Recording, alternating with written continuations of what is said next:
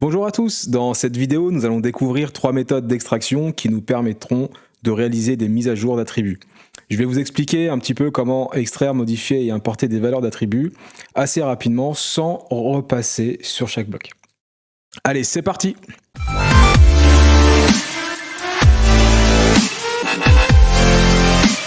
Précédemment, nous avons vu comment créer des blocs en intégrant des attributs, comment créer nos présentations, comment insérer une Xref et comment automatiser notre cartouche. Je vous l'ai déjà peut-être évoqué, mais je vous invite fortement quand même à prendre l'habitude de mettre en place en début de projet vos présentations, de manière à ne pas vous retrouver à recréer des présentations en cours de projet. Sur la base de ce que nous avons déjà réalisé, j'ai commencé une implantation en intégrant divers équipements. Alors, imaginons maintenant que nous sommes en situation réelle dans un bureau d'études et que notre hiérarchie nous demande des informations sur ce que nous avons réalisé. Du type, on pourrait nous demander est-ce que tu peux me dire combien il y a d'équipements dans tel type de salle? Ou alors, combien avons-nous d'équipements sur cet étage? Ou encore, on pourrait aussi nous demander un quantitatif détaillé afin de valider potentiellement un chiffrage ou de pouvoir passer une commande pour le chantier. Alors, pour réaliser cela, j'ai plusieurs solutions à vous proposer. La première sera d'utiliser des fonctionnalités d'AutoCAD comme l'extraction de données. Il y a aussi la fonctionnalité d'import-export dans l'onglet Express Tool et une fonctionnalité interne avec l'importation des commandes EATT et IATT. Mais tout d'abord, commençons par la première fonctionnalité qui est l'extraction de données. Donc cette commande, elle se trouve dans l'onglet Insertion, puis dans le groupe Liaison et Extraction. Donc pour lancer l'extraction de données, on clique sur Extraire des données. Donc nous avons le choix de soit créer une nouvelle extraction de données ou d'en éditer une existante. Ensuite, une fois que nous avons créé notre fichier .dxe, on clique sur Suivant.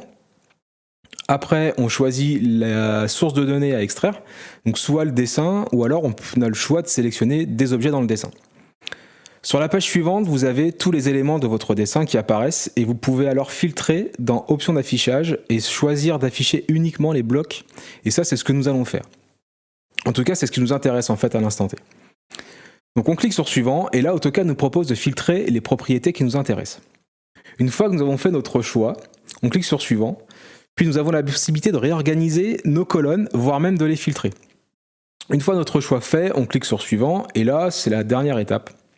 Soit nous pouvons insérer une table d'extraction dans notre dessin, soit nous pouvons extraire les données au format XLS, CSV, etc. Donc là, pour l'exemple, on va choisir d'insérer la table dans l'espace objet. Donc une fois le tableau inséré dans l'espace objet, on peut, si l'on le souhaite, exporter les données au format CSV. Donc on sélectionne le tableau, clic droit, exporter, puis on enregistre. On peut ensuite ouvrir notre fichier CSV pour consulter les informations qu'on a extraites. Pour la deuxième solution, nous allons utiliser les fonctionnalités Import Attributes et Export Attributes, qui se trouvent dans l'onglet Express Tools. Pour réaliser cette extraction, il suffit de cliquer sur Export Attributes, d'enregistrer notre fichier dans un chemin personnalisé. Donc pour information, AutoCAD propose un enregistrement au format .txt. Ensuite, nous pouvons sélectionner les blocs à extraire. Une fois le fichier enregistré, nous pourrons l'ouvrir depuis Excel en sélectionnant Ouvrir, puis dans la liste déroulante de la fenêtre, sélectionner tous les fichiers, de manière à pouvoir faire apparaître notre fichier texte. Nous pouvons alors sélectionner le fichier texte. Avant l'ouverture du fichier, Excel va ouvrir l'assistant d'importation texte. Sur la première étape, il va falloir s'assurer que Délimiter est bien actif dans le type de données d'origine. Ensuite, vous pouvez directement cliquer sur Suivant. Vérifiez également que la tabulation est bien cochée dans l'onglet Séparateur, et après on peut cliquer sur Suivant. Une fois arrivé sur la dernière étape, cliquez sur Terminer. Excel va mettre en forme votre extraction de données. Nous allons pouvoir maintenant faire des modifications dans le tableau Excel pour aller ensuite appliquer les mises à jour dans AutoCAD. Donc pour l'exemple, on va juste faire une modification sur l'attribut marque. On va passer tout en Schneider sur tous les équipements. Donc une fois que cela est appliqué, j'enregistre les modifications. On peut vérifier que sur le fichier texte, les modifications ont été appliquées. Puis nous nous retournons sur AutoCAD pour appliquer les mises à jour. On va alors importer la mise à jour de nos informations en cliquant sur Import Attributes. Donc dans la fenêtre qui s'affiche, on vient sélectionner notre fichier, donc notre fichier qu'on vient de modifier, puis on ouvre le document. Pour vérifier que les modifications ont bien été prises en compte, je vais sélectionner l'ensemble des blocs et vérifier que l'attribut marque avec la valeur Schneider a bien été mis à jour, et là on voit bien que les modifications ont été prises en compte. On passe maintenant à la troisième méthode en intégrant des commandes dans AutoCAD. Donc vous trouverez du coup le lien dans la description pour télécharger les fichiers .dll. Une fois téléchargés, vous devrez les dézipper certainement, et une fois que cela sera réalisé, il va falloir charger les commandes dans AutoCAD. Donc pour ce faire, on va lancer la commande netload. Puis on va venir charger les deux fichiers .dll qui se trouvent à l'intérieur de notre fichier qu'on vient de dézipper.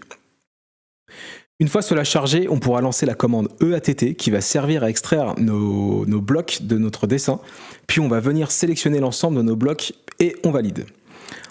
Ensuite, AutoCAD va nous proposer d'enregistrer notre sélection au format XLS. On choisit donc le dossier où on souhaite enregistrer notre extraction, puis on valide. Automatiquement, AutoCAD va nous proposer d'ouvrir Excel et nous retrouverons notre extraction directement sous format Excel. Pour tester l'importation des données, on va remplacer l'attribut Schneider par le grand, afin de contrôler facilement si la commande d'importation fonctionne. On enregistre le tableau et on ferme Excel. De retour sur AutoCAD, on lance la commande IATT pour mettre à jour la marque Legrand qu'on vient de modifier dans Excel sur l'ensemble de nos blocs. Donc, dans la fenêtre d'importation, on vient sélectionner le fichier que l'on vient de mettre à jour et là, instantanément, notre dessin s'est mis à jour. On sélectionne l'ensemble des blocs afin de vérifier si la valeur de l'attribut a bien été remplacée par le grand et là, on peut vérifier que tout est OK. Alors voilà ce que je voulais vous présenter dans cette vidéo. Nous avons vu comment extraire des données de 3 manières différentes. On constate quand même que la dernière méthode est plus rapide. Et en tout cas, en ce qui me concerne, c'est vraiment celle-là que j'utilise régulièrement quand j'en ai besoin et que je trouve vraiment la plus efficace. Maintenant, après, à vous de voir dans votre quotidien ce qui est le plus adapté, quoi. Donc, dans la prochaine vidéo, on va voir comment ranger vos extractions de données, comment est-ce que l'on pourra les exploiter pour alimenter divers documents. En attendant, n'hésitez pas à me laisser un pouce bleu si vous avez aimé la vidéo et de me laisser vos avis en commentaire. Allez, à bientôt!